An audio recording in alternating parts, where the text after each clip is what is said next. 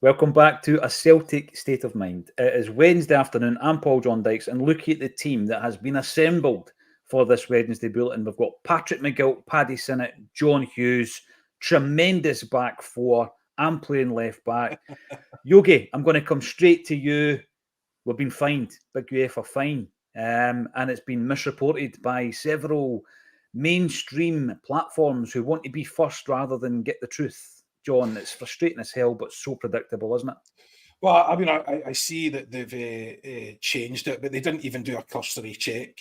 You know, it just shows you the inbuilt bias that they genuinely believe that we could be fined for Palestinian flags, right? So they genuinely believe that. So someone actually put it up there and said that's what the fine was for, which it was not. That's not what the fine was for.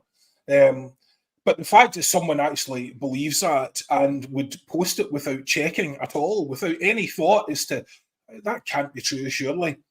Which is the very first thing that came to my head, because I've said right from the get-go, there's no chance you can be fined by UEFA for flying a Palestinian flag any more than you could fly another national flag, any more than you could fly a Ukrainian flag. So the notion that there was ever going to be UEFA fines were absolute nonsense. And, you know, it's been used as cover to some extent by the club. But the fact that the BBC reported that this morning and the STV did an article which was bizarre, you know, Celtic fined for flying Palestinian flags, and then the article itself said nothing of the sort. That's not what the article said. You know, classic clickbait. Excuse me. And excuse me 1 second, guys. It's classic clickbait. Just try and mute myself there.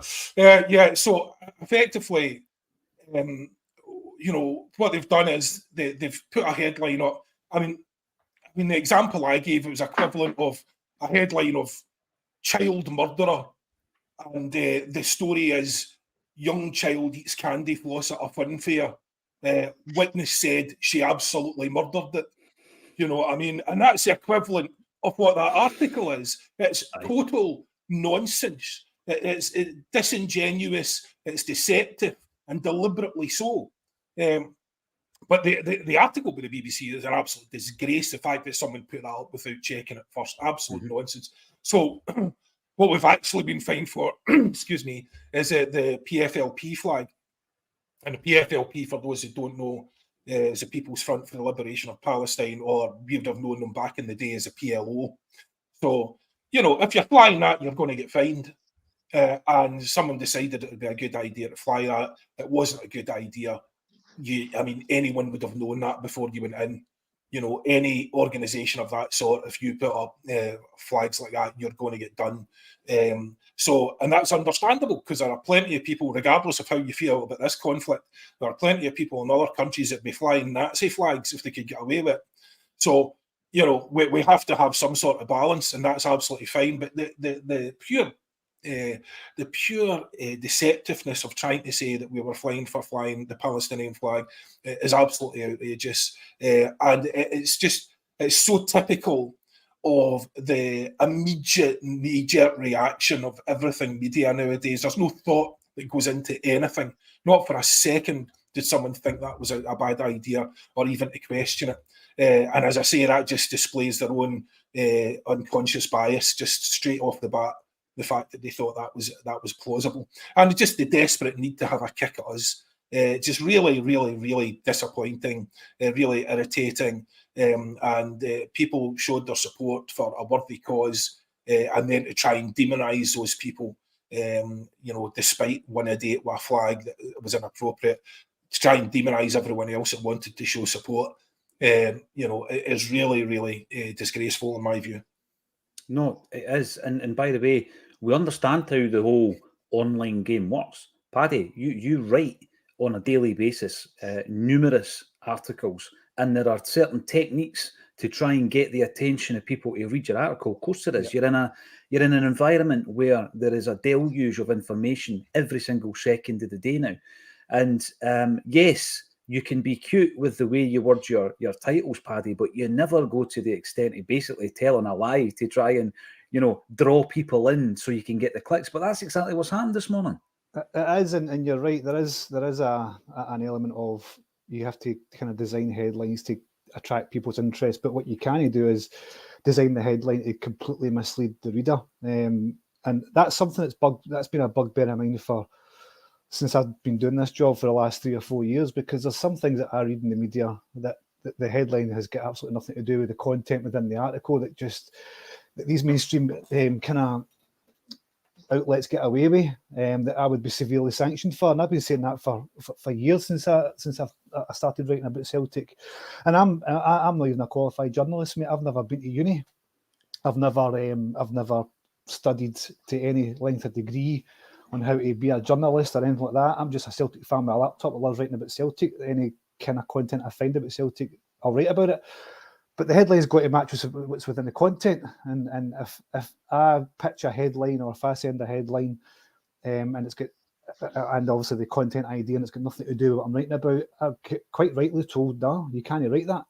and that's the whole point. And yeah, the headlines are designed to kind of, like you say, grab attention. But what you write within the substance of the article or the substance of the content has got to correlate heavily towards what you're trying to insinuate in the headline. And in this instance here, the mainstream media, have got it completely wrong again. It's unbelievable. It is. There's a great quote. It's Denzel Washington, no bad actor in his day, talking about the importance of getting it right, not just getting it first. And of course, through the Acsom ranks, Paddy, first and foremost, it is about fan opinion. We've obviously had aspiring journalists coming through the ranks who have gone on to do brilliant, incredible things. But what we try to do, even though this is an alternative platform, is we try to be as balanced as possible. We certainly wouldn't be telling lies to, drag people in. No. The tagline today, for example, what are our Euro aspirations? Will Green Brigade rift be resolved? These are a couple of the questions that a lot of Celtic fans are talking about online. In light of today's AGM, we're keeping a wee eye on some live updates on the socials and things like that, Patrick. But, there's so many questions at the moment, big topics.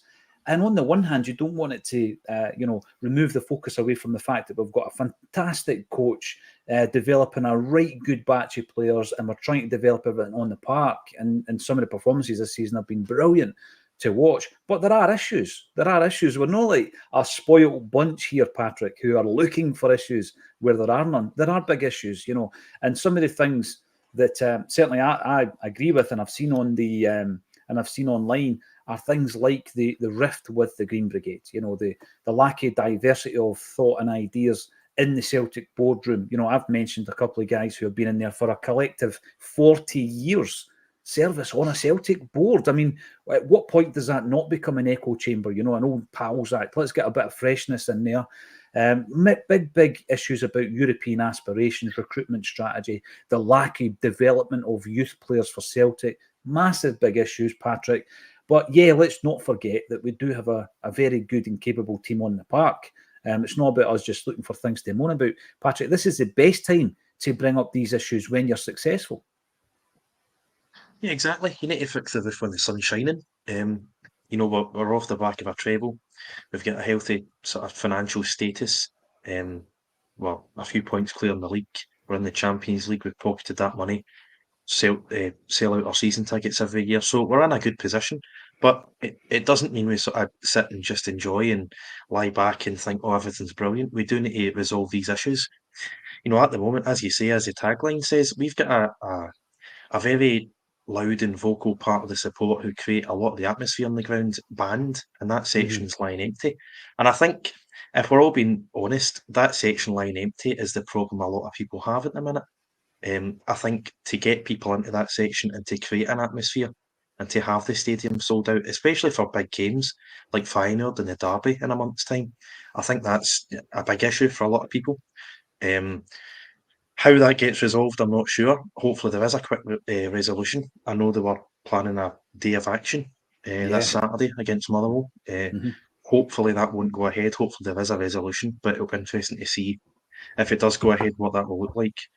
But I like to think the majority of people who are part of the Green Brigade will be let back in, because I think a majority of people have probably done nothing wrong.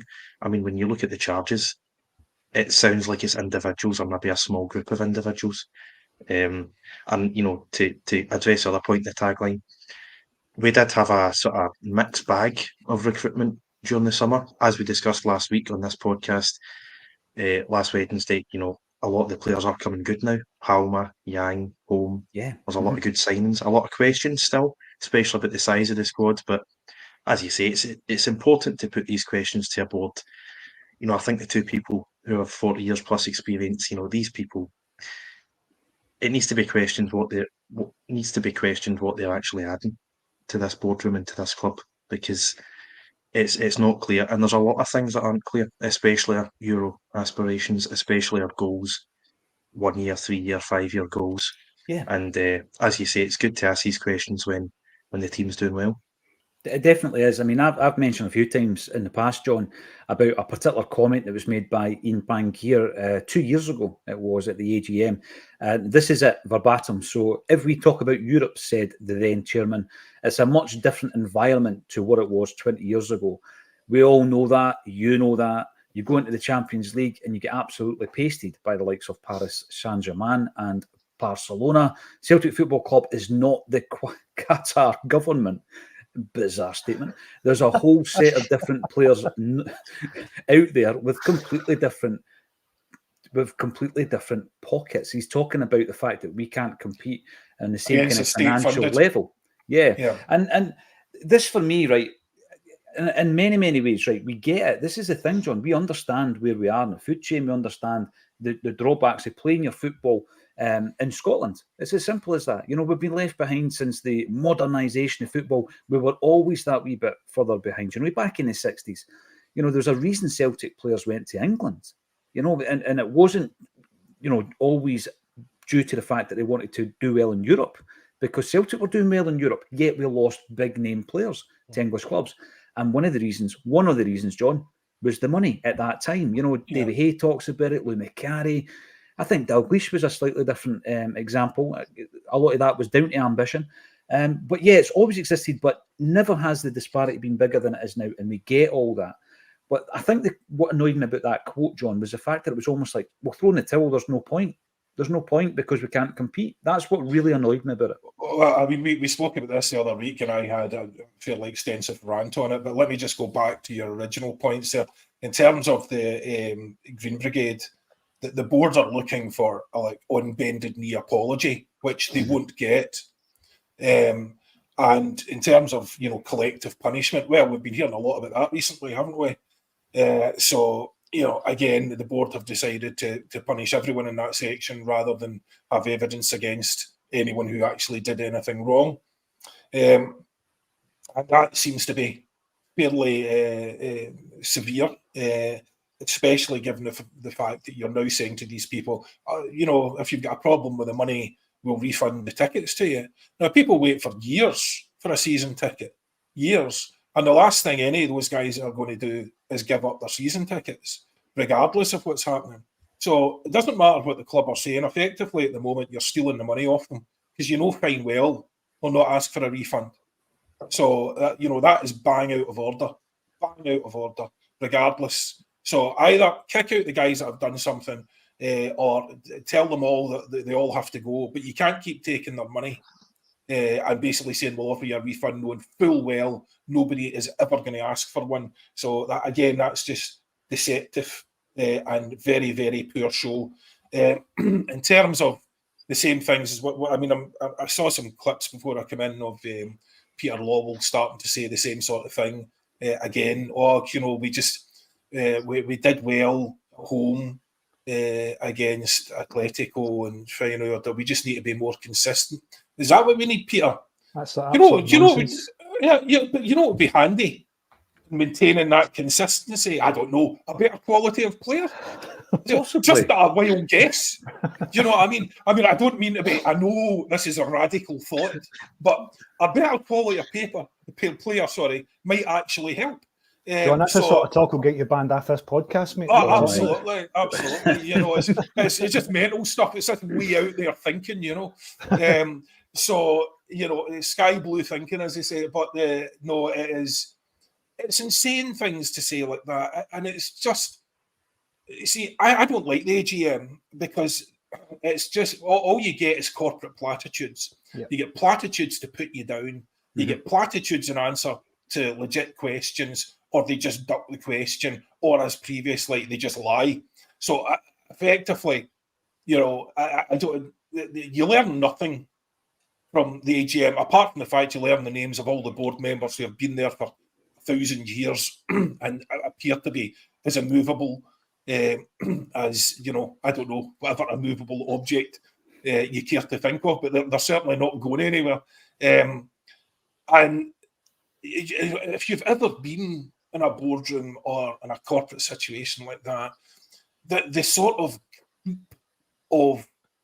you know, this similar sort of attitude, that lackadaisical attitude, and that'll do, and that sort of creep, because you've been doing it for so long, you've got no new ways of thinking, you've got no energy for it, you know, you're just there ticking boxes, picking up your check, and you know, there's a reason why boards are meant to be revamped. There's a reason why non-executive directors are meant to be replaced every 2 years. There is a reason why corporate governance rules exist and do not include bringing your former CEO back as chairman, right? So there's a reason why you don't want that attitude setting in, which it now appears is setting in again. You know, we had a minute or two of thinking, well, we might be going down a different path here. We might be doing something constructive. We might be doing something exciting. You know, maybe there's new ideas, new thinking. No. Just get. Well, what are we going to do? We're going to get Peter back in. Peter, the guy that just left 5 minutes ago. We'll get him back in. Okay. And how did he get on? Loads of trophies. How did he get on in Europe? Probably best not to think about that. What attitude is Peter going to bring back? Is it going to be the same attitude that he had before, or is it going to be an entirely new attitude? Peter took a couple of months off. Now he's back with a new set of policies, a completely different attitude to how the club should be run. Is that what's happening? No, I don't think so. So basically, look, this is just all you're going to hear today is we've done really well. We won a treble. Oh, Europe's dead difficult. Sure it is. Now, basically, they'll not make the mistake of saying what Bankier said, but you will be able to interpret it in exactly the same way. You won't hear a single thing about goals. You won't hear a single thing about accountability. You won't hear a single thing about who's responsible. You won't hear a single thing about what targets have been set. You won't hear a single thing about how we're going to improve anything if those targets are not met. You'll not hear any of that. So it's just platitudes to keep us all quiet and get back in your box. Yeah, you know, the point you made there about a CEO returning as chairman, John, has been raised. It's been raised. I was looking on the live stream this morning, and it was batted away with some kind of comment around it's good to have that level of experience as a chair. So, yeah, it has been raised. Another thing I wanted to point out again, when we were talking about the misinformation and the misreporting this morning, fair play to Anthony Joseph for coming out and clarifying what Celtic were actually fined for, because he is a journalist doing his job, and he actually did it well again, because he is an extremely good journalist and a good spud as well. So Anthony Joseph, fair play to you. The point of the Green Brigade has been raised, and there's a few points coming in before I come to you, Paddy, in relation to the Green Brigade. This is an interesting one from Pablo67. The atmosphere is eerie without the Green Brigade ridiculizer. It's a sad indictment on the rest of the crowd that we are saying we are unable to generate an atmosphere without them. Did we not have an atmosphere before the Green Brigade? And at that point, I see that point coming up quite a bit, Paddy. I think that there's a period of almost acclimatization. If you remove such a vocal element of the support, maybe everybody else in the stadium has become quite complacent, because over to you guys, you do that job. We'll leave it to you to get it started. And it would maybe take time for the atmosphere to level out as it had been before. I do remember prior to the Jungle Boys, as it was way back, that the atmosphere did need an injection of sound and colour. And that's exactly why the Jungle Boys emerged. And from the Jungle Boys, the Green Brigade emerged. And so I get all that. But the Green Brigade, really, you know when they're not in the stadium, Paddy. So I don't think it's a case of, we can't make an atmosphere. We can in time, and things will level out. Things might be done differently. The guys within the Green Brigade might be regretting the fact that they've advised the club that they're part of that CSC as far as the ticket office goes, because if they weren't part of that criteria, they would still have their tickets and they could still go about their business on match day. No, exactly. And I think, I mean, I was at the game, the 2 game against Atletico Madrid, and I was just above the Green Brigade, and the atmosphere there was just tremendous. And to be fair, the atmosphere throughout the whole stadium was amazing as well. As we expect after Champions League night, I used to go to Parkhead when it was the old jungle as well every week, and it was the atmosphere created then was excellent. But like you say, it's, when you're used to one set of fans projecting that atmosphere, you kind of get used to it, and people probably forget that they need to actually make their own atmosphere as well. So maybe that's what's going on right now with the Green Brigade, and it might come back. I don't know, but you can definitely feel within the stadium. Yeah, what was the first game they were banned for, Paul John? Was it the first game at Celtic Park? I remember sitting watching it. Linfields. Was it not Linfields? No, sorry, this season. Oh, this season, sorry. Was it at home against, was it the Aberdeen game? It might have been the Aberdeen game. Yeah. I think it was a 6-0. And you could even hear the coaches shouting for the side and the players shouting at each other. And that's completely bizarre when you think the rest of the stadium was sold out and it was only that corner that was missing. So they definitely do generate a good atmosphere. It's great when they're there. But I kind of see when this is going to get resolved, because both parties are digging their heels in, aren't they? They're having this online spat on Twitter. And it doesn't seem as anybody's going to back down. So I doubt we're going to see them there for Saturday. I would imagine they'll be back for the Glasgow Derby at the end of December. But will they be back before then? I don't know. Just a wee mention to Tam Mac. I am admin on the show and every day on the show, and nothing has been cut. If you've made a comment, probably even with the FFS, if you've made any kind of comment that YouTube doesn't like, they will they'll cut it. It's nothing to do with us or any of our admins. So sorry about that, mate. Whatever you want to put across, give us a shout, and I'll look out for your avatar. And if there's no profanities, then obviously I'll bring it up. Can I just sorry, Paul John, just following on from what Paddy was saying about when they might be back. I'm not confident in the slightest that they'll be back. I think the chances are, I think, very heavily weighted in favour of the fact they're toast. And anyone that wants to keep their season ticket, they're probably going to have to disavow themselves from that group. Because essentially, what did the club gain? So the club have taken this opportunity. They've had ages to think about it. They've taken the opportunity now to put them on the spot. They're not just going to back out of it after having done this, right? So it was a big deal to do this. They've done it. And I don't think they back out of it. I think they want rid of them, and they're going to get rid of them because the club have all the power, no matter what the Green Brigade do. And I don't know what a day of action entails, but it's not going to make the slightest bit of difference to Peter Lawwell or Mike Nicholson. So John, I was thinking back about I don't know, it must have been about a year ago. When a lot of the fan groups and the Green Brigade and various affiliations and associations got together and signed a joint statement to the club. Was it the Brendan Higgins affair, wasn't it, Patrick, where they were looking to bring in a new head of security, and they backtracked on it. And I think that it was almost like, this is a unified voice. A lot of the groups will disagree on a day-to-day basis about all things Celtic, but they came together and a difference was made. This situation, though, John, seems a wee bit more fractured than that, because even within our comment section, possibly even within our contributors, there are opposing views. Not everybody's backing what the Green Brigade do, and I can see it in the comments coming through. So I think you're right, John. It's going to be one of these situations that it's not as cut and dry as let's resolve it, get them back in.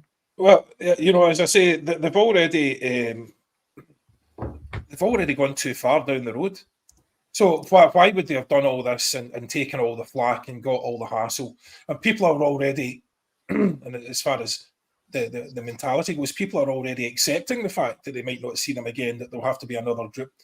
If it was down to the club, I think what they'd replace them with is effectively the most vanilla choir in the world, with pre-approved songs, pre-approved banners, songs supporting the board, like the old Celtic View Letters page. Not an ultras group. you know. But you'd have fun competitions between the Michael Nicholson section and the Peter Lawwell section. Oh, it would be wild. Crosswords in the corner, So it would be, again, but I think that's really what they're going to angle for. I think they're going to angle for, yes, you can have a standing section, you can have a singing section, we'll encourage all of that, but you're not bringing any more banners in. We're not doing any more tifos unless they're already pre-approved. And they're going to just lay down the law to the point where the Green Brigade guys that want to stay will not. They'll move their tickets elsewhere, or they'll just leave. So as I say, it's and as you point out, if you want to see the difference in attitude to the Green Brigade, you just need to move from Twitter to Facebook. And Facebook's like older people, and they hate them pretty much by and large. And you're on Twitter, and they've got quite a lot of support. So it's definitely, there's an age issue as well. But the problem is with the age issue, and this is the one thing, the people that hate them are not the people who are going to be getting up and singing. Do you know what I mean? From that point of view, in terms of you're talking about generating an atmosphere. So let's say I took against the Green Brigade. I'm going to get a game. I am not going to stand up and start a song in front of, I don't know however many tens of thousands of people, unless I'm absolutely plastered. Right? And there is basically, there's no way to get me home. So if I start singing, the issue is going to be for the staff is how they're going to get me out of my seat, because they'll have to roll me out, which to be fair, I'm the right shape for that, but anyway, they'll have to roll me out. But I've the older people won't be standing up singing. It is down to the younger people to generate the atmosphere. And again, people are quite shy, really, and those big, when you're in a big crowd like that, unless you're in a group, to stand up on your own and start a song. The pack mentality, John. Exactly. Yeah. Has anybody ever started a song at a football ground? Tell us in the comment section. I've often wondered about the psychology behind it. Anyone sober? Anyone sober? I mean, the bottle that requires. If I stood up, my Celtic blanket, the Celtic tartan blanket would fall off my knees, John. That's the kind of age I'm at. Doing the huddle's probably the extent of my, involvement in that kind of thing. I love it. I think it's a great spectacle. I've said it before. When it comes to even pyro, I think we need to do it safely because it's a great spectacle. That's my view on it. Loads of people are going to disagree. And by the way, I called him Brendan Higgins. His name's Bernard Higgins. Apologies. Apologies, Bernie, if you're tuning in. Paul, Bulge, what am I thinking about? Plunge McNugget. Yogi is correct. Is it not time to do something about these people? I think we're talking about the board here. And, it's not just a cultural thing of the old sack the board mentality. Patrick, I know the good that this Celtic board have done. We're obviously focusing on things they need to do different and better, more creatively. But obviously, they've got this club on a really good, firm financial standing. But sometimes when you're barfing at about 70 million quid in the bank and you're getting pumped 6-0 in Europe, it doesn't really balance, does it? We're not expecting to win the Champions League. We know that's beyond, for a number of reasons, beyond a club like Celtic now, as we're playing in the Scottish League, which is one of the biggest issues.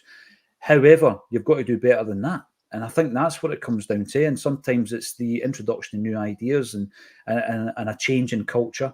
I'm not saying Don Mackay was the man and Don Mackay was going to make everything better, but he did come in with new ideas and he lasted 72 days, Patrick.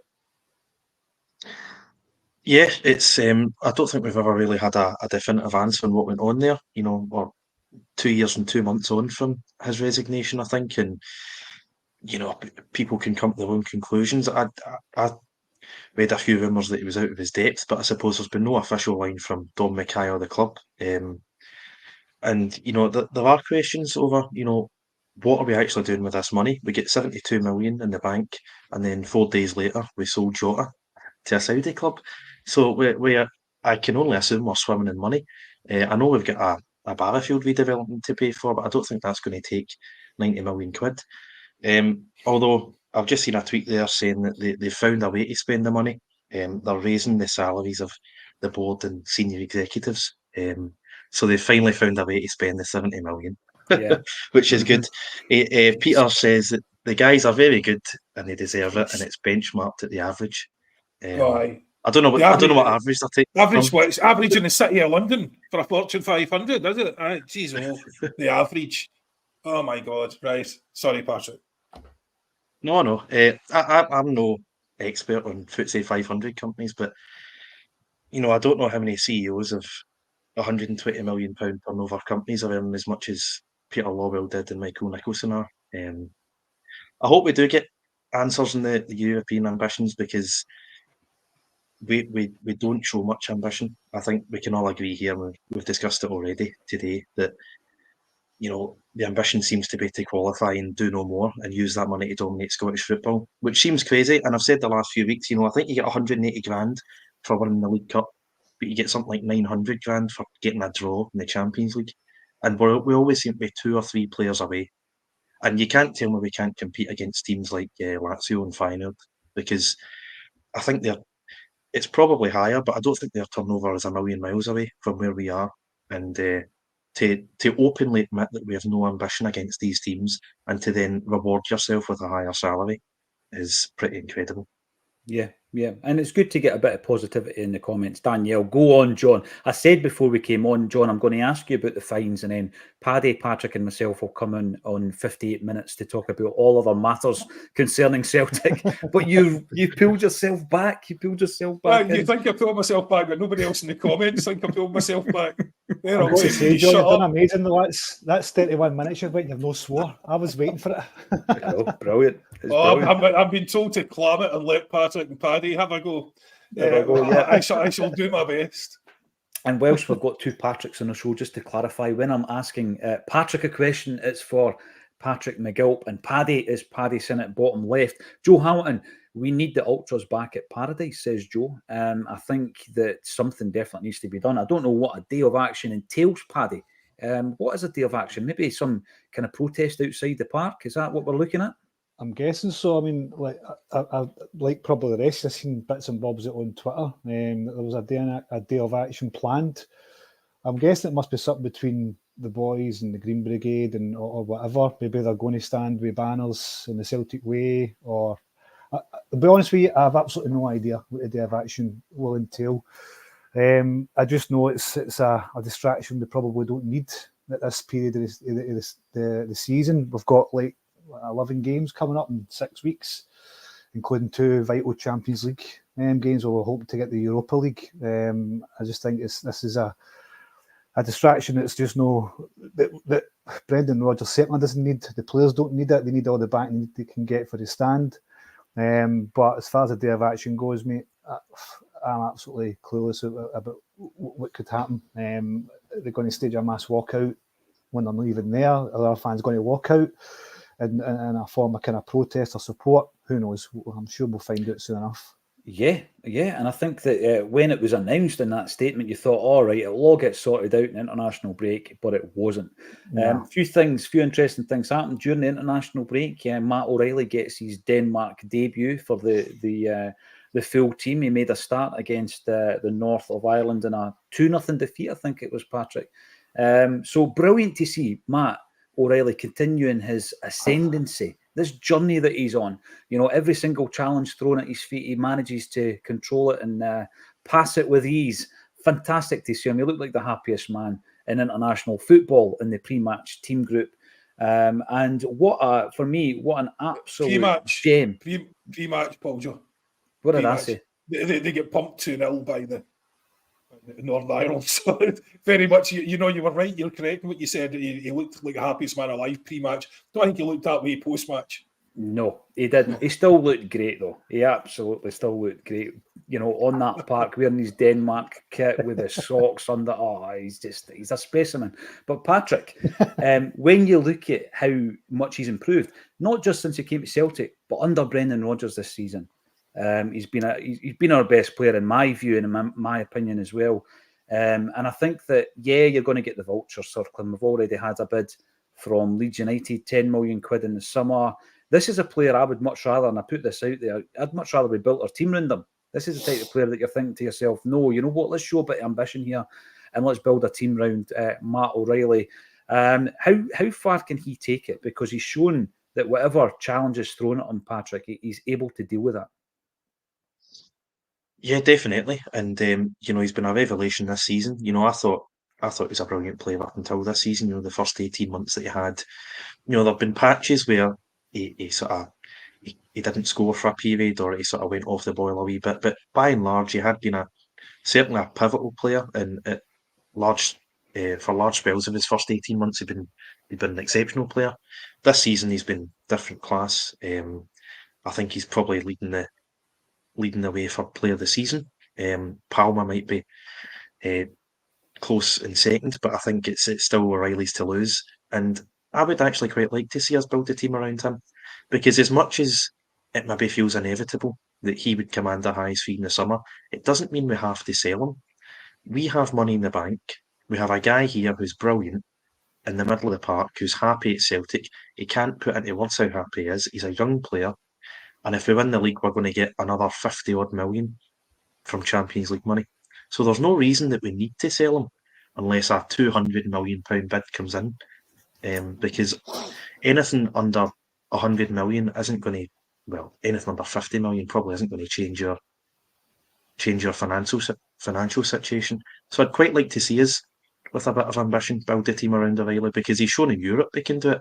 As much as he might not be the fastest midfielder in the world, but he's set up Kyogo for 2 goals in the opening 5 minutes of 2 games. And last season I thought he'd done incredibly well pressing the ball up there with Kyogo and Giakoumakis when we were out of possession. So I would like to see us with a bit of ambition, because as much as he's got the world at his feet, and we just sort of assume that he's going to be the one to be sold, and he would command a high fee. We've got the money; we don't need the fee. What we need is to have a few core players of real quality who have Champions League experience, who can go again and again and get that consistency that Peter Lawwell allegedly wants. We need a core group of these quality players, guys like McGregor and Kyogo and Carter Vickers, who seem to be happy at Celtic and have played a few Champions League games. In terms of his potential, though, isn't he? Matt O'Reilly's ceiling is basically as high and beautiful as the Sistine Chapel. His ceiling, I think, far exceeds anyone else currently there.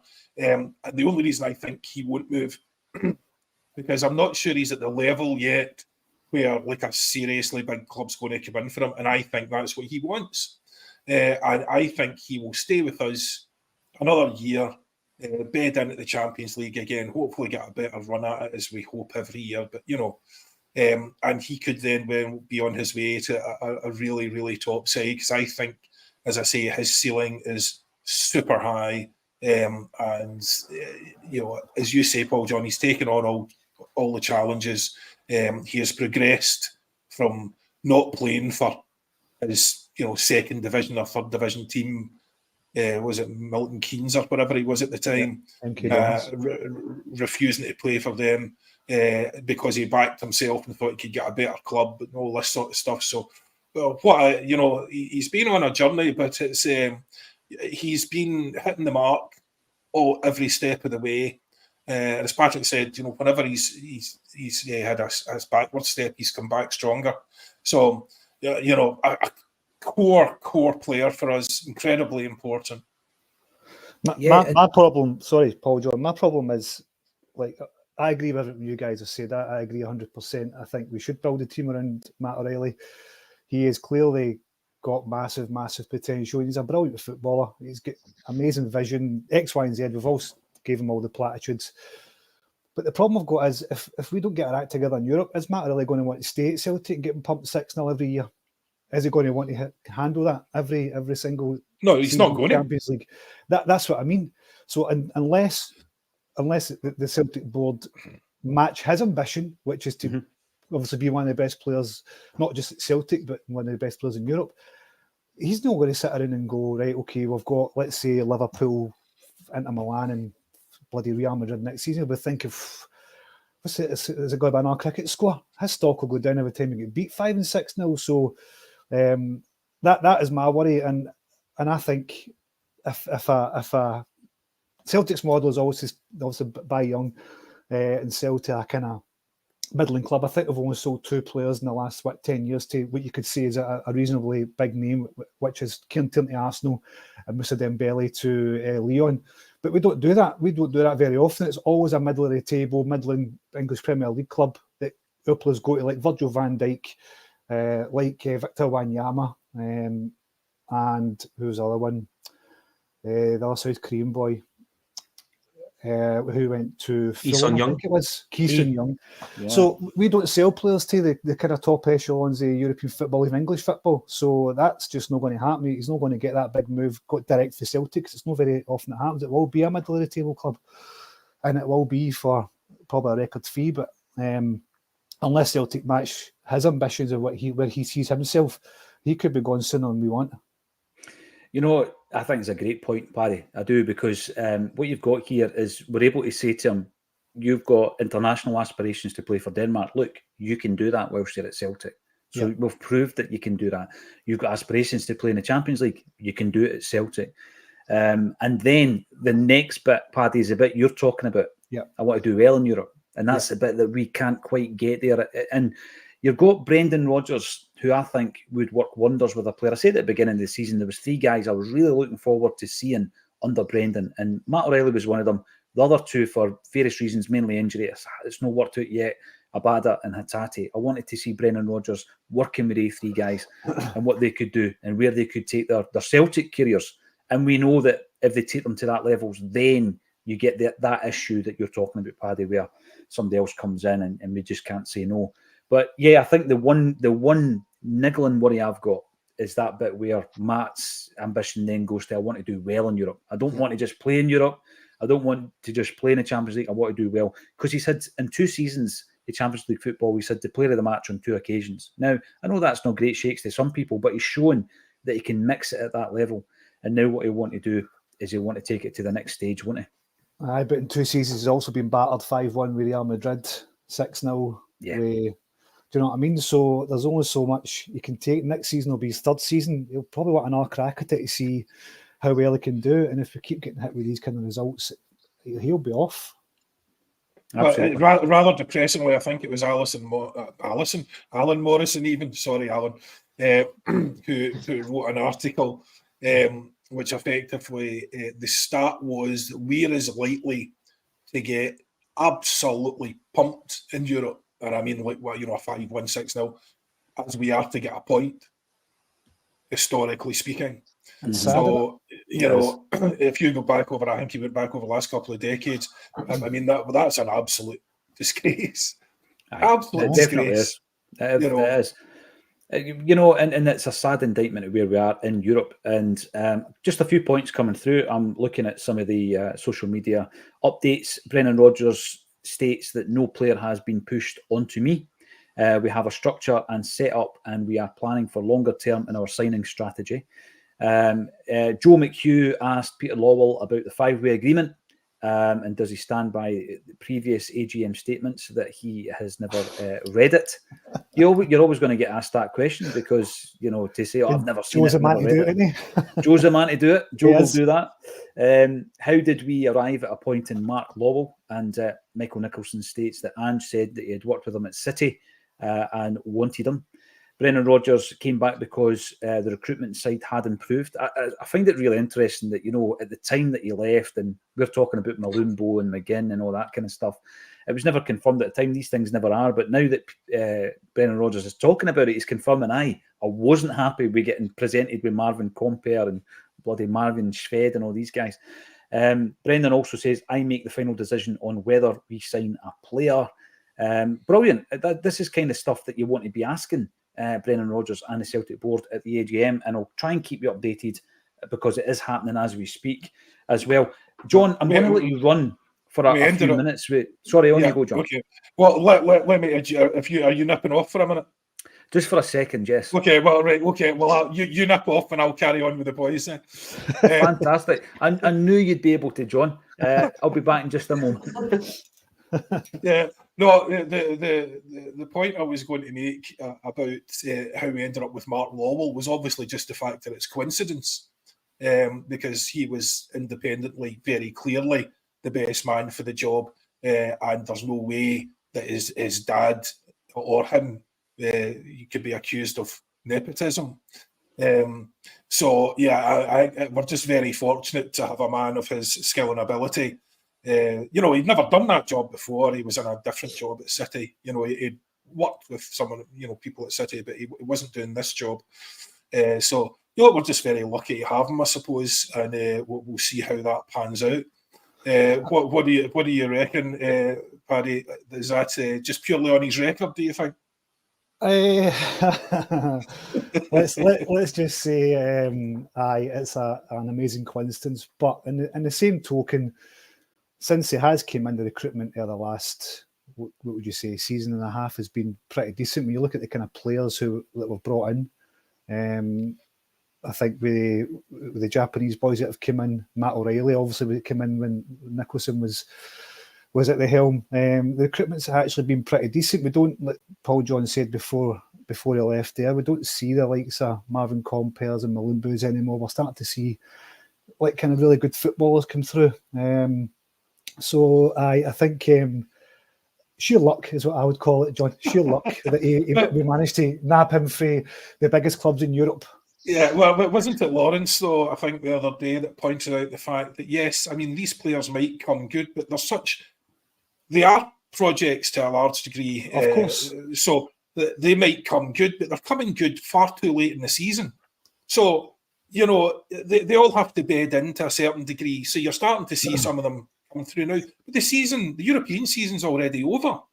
We need them in at the start of the year. We need either better quality, or we need to not be selling everybody that's got a bit of potential or looks to have a decent season. But one way or another, we need to have a team in place at the start of the year that can compete in Europe. There's no point in having a cracking team that could have done well in Europe after the season, basically the season's over.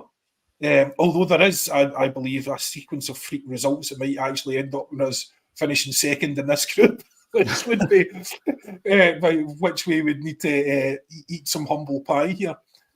But I'm not averse to pies, as clearly obvious. So I'm happy to do that. Nice to see you back, Paul John. We were talking about you while you were away. I know all good things. The audience increased as I left, so I don't know what that says about me there. Just a few wee points on starting songs at the games. Fair play to Big Red. I started "Where's Your Treble Gone" at Hampden when Joe Miller scored the winner and Big Shirley stole the shy. Big Shirley did steal that shy. It certainly was. Bob Valentine was the referee. It was his final ever game in Scottish football. And we've also got the Pork Chop Express giving a big shout out to some of the old school regulars, FTB, Dan Breen, Red Scotland, and Strange Love the Doctor. Hope you're all well, guys. Absolutely. Mark Yule comes in to say, you're spot on, John. Me and a friend started a song in the jungle years ago. No way I could do it nowadays unless several laggers had been downed. Think I'll leave it to the younger fans now. And the Urban Culture. Just after the drink ban, I started a few at Tannadice as we drank our bucky. And for the Celtic listeners all over the world, guys, we need to explain, what is bucky? It's a fortified wine, isn't it? That used to be called cheap wine, but it's not that cheap, to be fair. You can get a lot expensive. Cheaper. Absolutely. But yeah, it is a wine of choice. I don't know if you partake in it. It was a surprise to me, I have to say. When I first started out in a very different industry, I started out, I was working in a couple of bars, sort of wine bars, and then my dad asked me to come and work with him. One of the places I went to work with him was in Coatbridge, at the bottom of the street where he was born and brought up, and Buckfast was on the optics. And I was genuinely, I was so confused. I was like, is that Bucky? What's Bucky doing? Yes, that's how popular it is in Coatbridge. It was on the optics. We went through tons of it as well. Am I right in saying, John, it's more popular in Coatbridge than anywhere else? Is that right? I think anywhere else in the world, apart from possibly Lurgan, over here. Both Coatbridge and Lurgan share some demographic similarities, shall we say. But it's certainly popular in a couple of areas. Yeah. And to the point where I do believe in both Coatbridge and Lurgan, there has been letters written to Buckfast Abbey to ask them to wind down production. But I don't think the monks are coining it in, so they're not caring at all. They're quite happy. I remember doing my research, and the adverts back in the kind of 1950s and 60s, John, were very different in terms of the image of Buckfast. It was all about giving you a kind of well-being. If you were feeling a little bit down in the dumps, you could take it for a wee boost. I wonder what was in that. Was it the caffeine? And obviously, you could buy it over the counter at a chemist as well. Unbelievable. But there you go. The Buckfast tonic wine, infamous. Just about everywhere in Scotland, to be fair. Just to point out a wee sort of demographic thing as well, old man had a shop in Drumchapel, and strangely enough, Bucky was second best because it was LD that went out the door there, the old Eldorado. That was much more popular there. So just shows you every wee area has their own poison. Absolutely, John. You're not joking. And when talking about teams of the past and what we've done in the last 20 years, etc., because that was what was being referred to when Ian Bankier made that statement that has so riled me. John, there was an interesting little debate running in relation to who would beat who. Would Angie's team beat Martin O'Neill's team? Would it beat Brendan Rodgers' team? And you were sharing some of the graphics in the chat group here. What was your take on it? Because these things are always difficult. They're always difficult, comparing different eras. Styles of football and all this kind of stuff. But I do remember Martin O'Neill, when he was asked the question, he backed his own team, as he is right to do. I think the biggest difference for me is, if you look at a talisman, who was a talisman in O'Neill's team? Well, of course, it was Henrik Larsson. But who was it in Brendan Rodgers' first tenure? Who is it during Ange Postecoglou's time? Who is it now? And it's all about quality, and it's all about having a discussion. John, what was your take on it? Well, I'm very much of the opinion, what was it wee Bertie used to say when he was asked about would the Lions, beat the Rangers team of, today and stuff like that. And he was like, well, we would die, but most of us are over 70 now. So so I'm very much of that opinion. No, I saw that being put up, and my response to that tweet was, would this team of Anges beat Martin O'Neill's team? Was that's not a debate. That's the last words that you say before you're sectioned under the Mental Health Act. So it's not a debate. I mean, you're talking about, well, let's say the team that were given Ange's team. So Taylor, Starfelt, Carter, Vickers, Johnson, Hart and goal, obviously. McGregor, Hatate, O'Reilly, Jota, Kyogo, Abada. And you're up against Douglas, which is the only weak point there. Mialbi, Baldi, Valharin, Agat, Lambert, Thompson, Lennon, Petrov, Larson and Sutton. For me, it's not even close. I think Ange's team would be lucky to get the ball. They'd be punted about the place. Were they looking at the treble winning sides, weren't they? They were looking at Brendan's treble winners, O'Neill's and Ange. I think that was the three teams, because I noticed Hartson's not in that, but obviously he came the season after, didn't he? A couple of good battles in there, though, where you think matching up Agat with Maeda doing that right-hand side for pace, and then Dembele up against Carter Vickers, and then imagine Kyogo up against Baldi. I know, but this is the thing. He wouldn't have a shoulder in him, it would be missing. The thing is, Paddy, when you see the AI kicking in, and Now and Then comes out by the Beatles, and then a day later we get the Oasis version. I love all that stuff, right? Mm-hmm. I'm just waiting for the AI to kick in with this and give us the real deal. This is who would win, who would score the goals, and why. Because, as you say, there would be one-to-ones that would be won and lost, and all this. All the data could get fed in, and eventually we'll be getting the true answer to these questions. And of course, the Lisbon Lions would beat every single one of them, and that is a fact. The football is back. Patrick McGilp, talk me through the Celtic team you would start against Motherwell. They gave us a right good game at Fir Park. I thought during that match, Yang was spooked in the first half. I mentioned that because the Motherwell fans got on his back. He seems to have grown since then, because similar treatment was given to him against Ross County. He was able to deal with it. How do we line up against Motherwell this weekend? I would go largely the same team as Aberdeen. Obviously, Kyogo, I'm not sure how that will pan out. I don't know whether he's got a concussion, how long he'll be out, whether he's absolutely fine. I'm not sure what the story is. But I would go the exact same team as Aberdeen. I'm trying to think if there's any injuries at all. But no, There was a worry about Palmer, Hart- but apparently he's He okay. played last night. He's fine. He Yeah. played Right. the full 90 minutes last night. Yeah, no, I would go the same team, and I think they're not in the best run. Is putting it lightly. I think they're absolutely garbage at the moment, which I'm always wary about. I'm always wary about a banana skin. You know, they're going to win a game eventually. I hope it's not against us, but we really should be putting them away, similar to what we did against Aberdeen, because they're not a good side at all. I don't think they've won a game since late September. So, yeah, I would go with exactly the same team. I'd start home again. I think he's a really good player. Yang as well. Both have shown great ability. Questions about their start and how young they are, but no, I think same 11 if Kyogo's fit, and if not, just play O. What about that question around home then? Do you think that's one of the dilemmas, John, when picking the team at the weekend? Because obviously Turnbull, there's big question marks around his future, whether or not he's going to be. Brendan Rodgers said that the discussions are underway. Whether or not he signs the deal, who knows? But in a game against Motherwell, obviously his former club, who might, because of their poor form that Patrick mentioned, might be playing their usual 2 blocks of 4 to stop us getting through.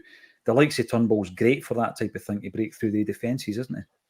He is, but then again, there's also the question of why would we carry on playing a player who's going to be gone at the end of the season, and not developing a young guy, because we're constantly harping on about how are these guys ever going to get minutes. Mm-hmm. So home looks to have something about him where it's, to me, he's been good, he's been decent. There's some nice bits of what he's done, but we need to see an awful lot more. Turnbull is incredibly frustrating because he comes on and scores a goal from 25 yards, but the rest of his game hasn't been that great. I think Paddy raised a very controversial point this morning, because he was Paddy wrote multiple articles about how Mikey Johnson has been tearing up trees, and how Paddy supports him to get in the starting lineup ahead of Palmer. Sorry, he's not reacting here at all. Sorry, Paddy, I'm just directly trying to talk here. He's waiting patiently. He is waiting patiently. I think there is, in fact, a chance. And it wasn't a starting place ahead of Palmer, it was ahead of Yang. No, I know, Paddy. Sorry, looking for a bite. Looking for a bite. Very clear. I'm only kidding. I tried it before it came on, but but anyway, so Mikey Johnson's been tearing up trees against the giants of New Zealand and Gibraltar. Yeah. So he could potentially do a job against Motherwell and let Palmer have a rest, because obviously he has had a pretty dramatic, especially that last game was pretty dramatic, and he played the full 90 minutes after having had a knock and being a doubt. So he might be very sore by the time he gets back. Sore and not happy because they lost a game from, which they could have qualified from. So there is a chance we might see Mikey Johnson, because you have to ask, if he's not going to play in a game like this, when Palmer's obviously tired and a wee bit sore, what's he for? Literally, what's he for? Because if he doesn't play in this game, I don't see the point in having him around the place. He obviously is playing pretty well by a certain standard, But let's be honest. I mean, if he's doing well against New Zealand and Gibraltar, that's about Motherwell level, So he's probably around about there.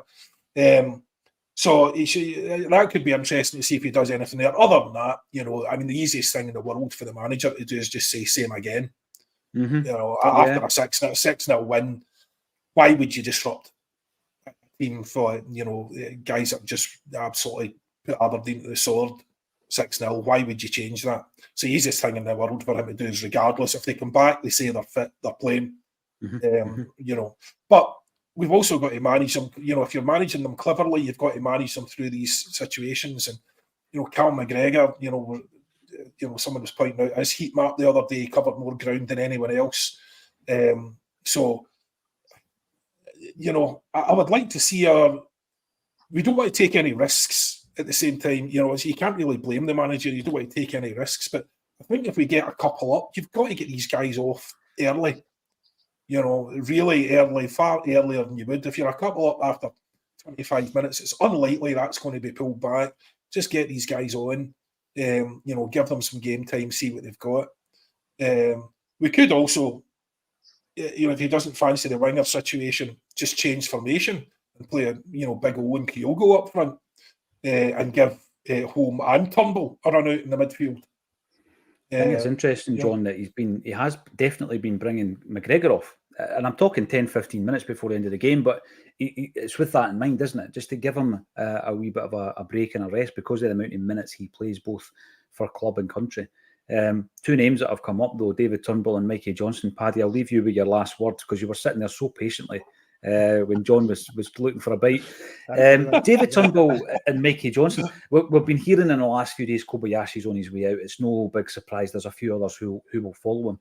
But where do we stand with Turnbull and Johnson? What do you think the future holds? Is it at Celtic Park, Paddy?